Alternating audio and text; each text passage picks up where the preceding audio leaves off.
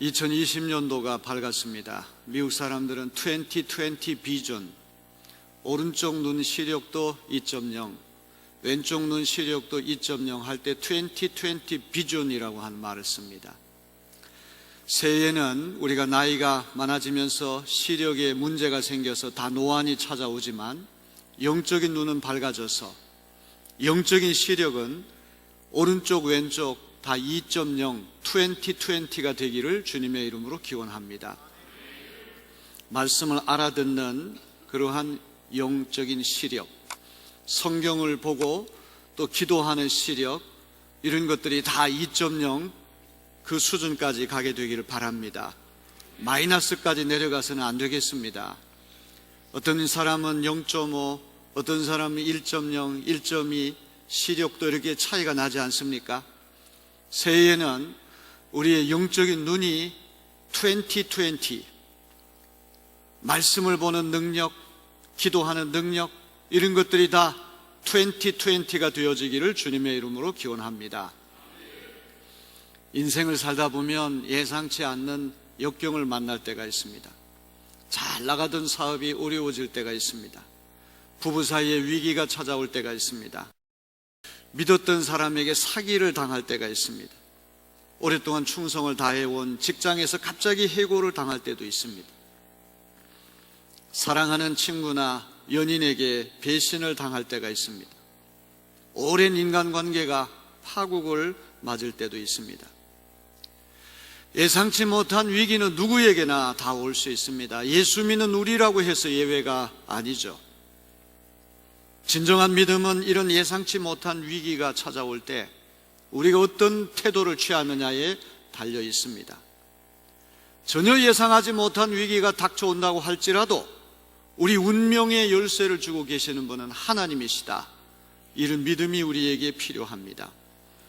그런 사람은 낙심하지 않습니다. 좋은 일이나 나쁜 일이나 모든 일을 하나님의 섭리, 하나님의 계획이라고 하는 관점에서 보려고 할 것입니다. 지금은 기막힌 웅덩이에 빠졌으나 고난의 재가 변하여 영광의 화관이 될 것을 믿게 됩니다. 여러분, 연약한 인간과 전지전능하신 하나님 사이의 차이점이 하나 있습니다. 우리는 앞날에 어떤 일이 일어날지 알지 못하고 그냥 앞을 향해 가지만 하나님 우리 과거, 현재, 미래, 전모를 다 꿰뚫고 계십니다. 우리는 한꺼번에 사건의 전체를 다 보지 못하지만 하나님은 처음부터 끝까지 우리의 삶 전체를 다 헤아리고 계신 줄로 믿습니다. 예상치 못한 위기를 만난다고 할지라도 우리 운명의 열쇠를 하나님이 쥐고 계신다고 하는 믿음만 있다면 어떤 위기에 빠진다고 할지라도 당황하거나 낙심하지 않고 그 위기에서부터 벗어날 수가 있습니다. 오늘 읽은 요셉 이야기에서 배우는 교훈이 바로 이것이죠. 요셉은 전혀 예상하지 못한 위기를 만나 죽기 일보 직전까지 갔습니다. 채색 옷을 입고 아버지의 사랑을 독차지하던 요셉이 형들에 의해서 채색 옷을 강제로 빼앗겼고 인신매매를 당해 노예복으로 갈아입힌 채 이집트로 팔려가게 되었습니다. 그야말로 순식간에 일어난 운명의 역전입니다. 전혀 예기치 못한 위기를 만난 것이죠. 중요한 것은 하나님께서 이런 위기를 만난 요셉을 외면하지 않는다는 사실입니다. 요셉의 운명을 쥐고 계신 분은 하나님이신 줄로 믿습니다. 요셉을 죽이려고 하는 형들이 요셉의 운명을 쥐고 있는 것이 아닙니다. 요셉의 생애를 통해 하나님께서 펼치실 섭리와 계획은 요셉이 장차 이집트의 국무총리가 되어 세상을 구원하는 일이죠. 그 당시 세계 최고의 제국인 이집트 사람들뿐만 아니라 야곱의 가문, 가나안 땅, 이스라엘 땅에 살던 이스라엘 전체를 요셉을 통해 건져내게 하시려는 하나님의 고귀한 섭리와 계획이 있었던 것입니다. 하나님께서 요셉에게만 이런 섭리적 계획을 갖고 계신다면, 우리와는 관계없다면 그런 하나님은 공평하신 하나님이 아니시죠. 오늘 여기 앉아있는 여러분을 위해서도 하나님이 귀중한 섭리와 계획을 갖고 계심을 믿으시기를 바랍니다. 요셉은 예상치 못한 위기를 만났어도 하나님께서 이 위기를 통해서 하실 섭리적인 계획을 갖고 계신다, 이런 믿음을 갖고 있었던 것이죠. 하지만 아무리 그런 요셉이라고 할지라도 그런 예상치 못한 위기를 만날 때 앞으로 하나님이 그를 어떤 방향으로 이끄실지 알 수 없습니다. 나중에 이집트의 국무총리가 돼서 시계를 거꾸로 돌려보면, 야, 맞아, 내가 형들에게 팔려가지고 이집트에 이렇게 노예로 팔려오는 것은 다 하나님의 계획이야, 이렇게 이해가 되겠지만, 지금 당장은 예상치 못한 위기와 역경을 만날 때에는 앞으로 어떤 일이 일어날지 아무도, 요셉 자신도 알 수 없다는 것이 중요하죠. 여러분, 미래에 대해서 아무것도 알 수 없는 불확실성의 시간에 필요한 것이 하나님에 대한 굳건한 믿음인 줄로 믿습니다. 예상치 못한 함정에 빠져 모든 것이 끝났다 체념할 수밖에 없는 바로 그때 하나님에 대한 진짜 믿음이 필요한 줄로 믿습니다.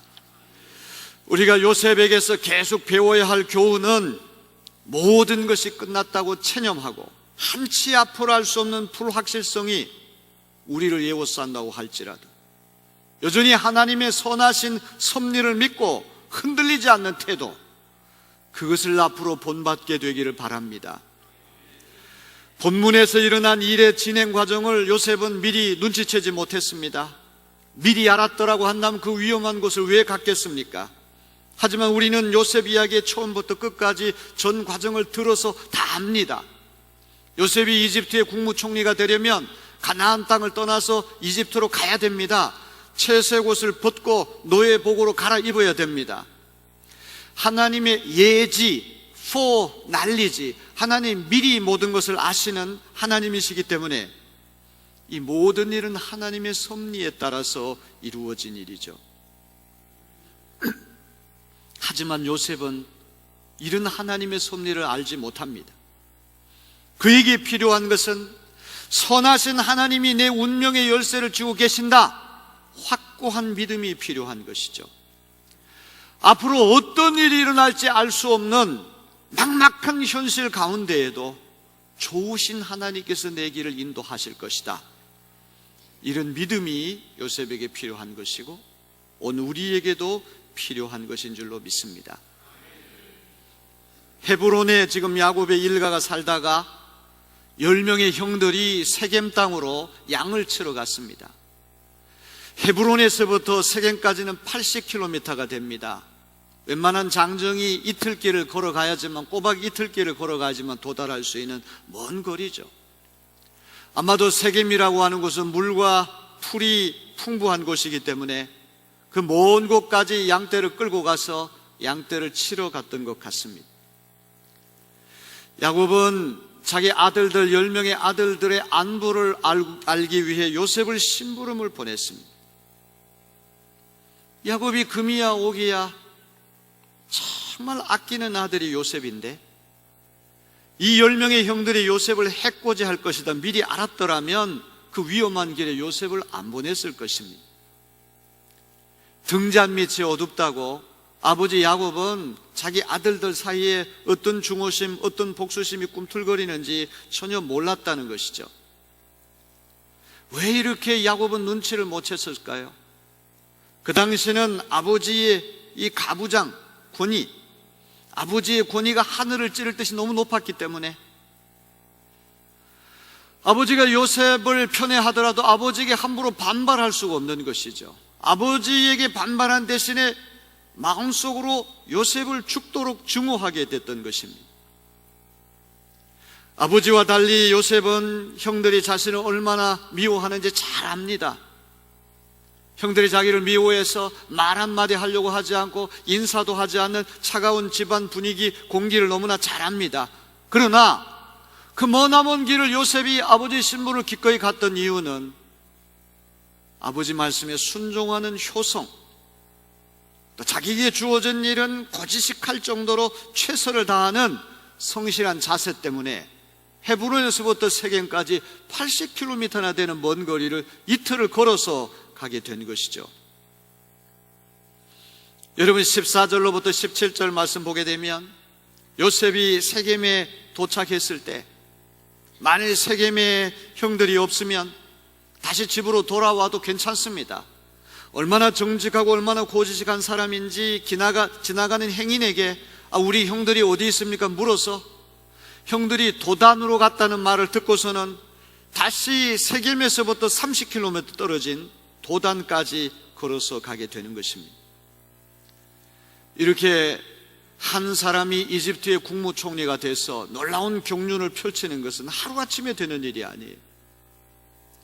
형들의 비리를 고자질했던 것도 너무나 고지식하고 정직하기 때문에 그랬던 것 같고, 여기 80km 걸어갔는데 형들이 없으면 그냥 돌아와도 되는데 또다시 행인에게 물어서 세겜에서부터 30km를 더 걸어서 도단까지 갔다는 이야기는 요셉이라고 하는 사람이 얼마나 성실하고 얼마나 정직하고 고지식한 인물인가 우리가 알 수 있습니다. 집에서 새는 바가지가 바깥에서 샌다는 말이 있잖아요. 작은 일에 충성하는 이가 큰 일에도 충성하게 되는 줄로 믿습니다. 요셉의 이와 같은 태도가 하나님 마음에 합당했기 때문에 하나님은 그를 이집트의 국무총리 재상으로 들어 쓰셨던 것입니다. 이렇게 땀을 뻘뻘 흘리면서 사흘 길을 걸어온 요셉을 형들이 어떻게 대합니까? 형들은 요셉이 채색 옷을 입고 멀리 다가오는 모습을 보고는 이제 복수할 수 있는 절호의 기회가 찾아왔구나. 우리 18절로부터 20절을 다 같이 봅니다. 요셉이 그들에게 가까이 오기 전에 그들이 요셉을 멀리서 보고 죽이기를 꾀하여 서로 이르되 꿈꾸는 자가 오는도다. 자, 그를 죽여 한 구덩이에 던지고 우리가 말하기를 악한 짐승이 그를 잡아먹었다 하자. 그의 꿈이 어떻게 되는지를 우리가 볼 것이니라 하는지라. 이렇게 먼 길을 걸어가는데 채색 옷을 입고 오는 거예요. 얼마나 불편하겠습니까? 소매가 달린 긴 옷입니다.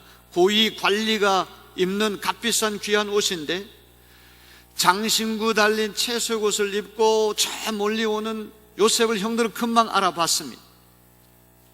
황소가 펄럭거리는 붉은 깃발을 보면 갑자기 흥분하듯이 채색 옷을 본 형들의 마음속에서도 갑자기 증오심이 불타올랐습니다. 23절을 보면 형들은 제일 먼저 그 꼴 보기 싫은 채색 옷부터 먼저 벗기는 장면을 우리가 보게 됩니다.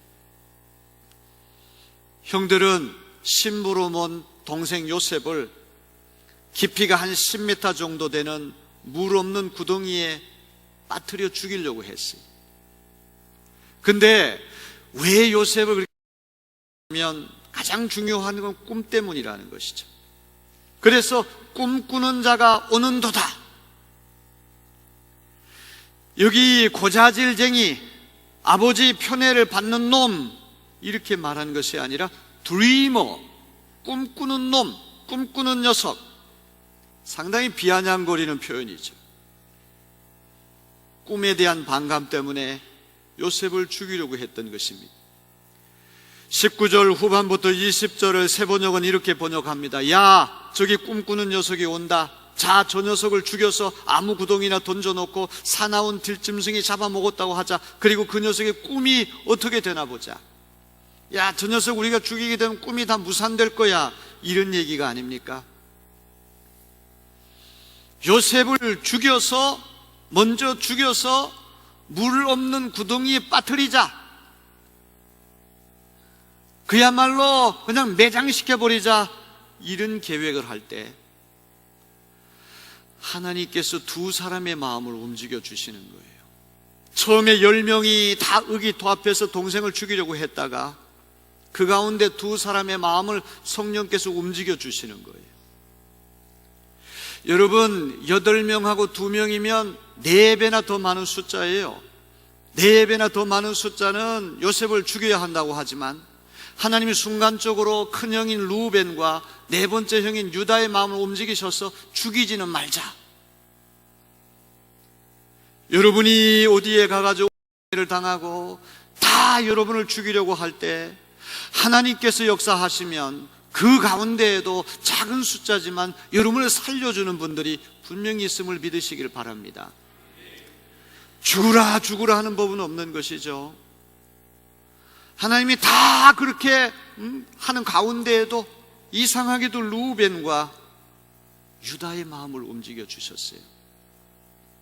루벤은 장자예요. 아마도 맞이라고 하는 책임감 때문에 야, 이렇게 아버지가 사랑하는 아들을 죽이면 아버지 얼마나 슬퍼하시겠느냐, 아버지를 생각하고 아마 장자의 책임감 때문에 그랬을 수도 있어요. 아니면 루벤이라고 한 사람은 아버지 소실인 빌하를 범했어요. 아버지 첩을 범했어요. 그래서 아버지하고 관계가 소원해졌어요.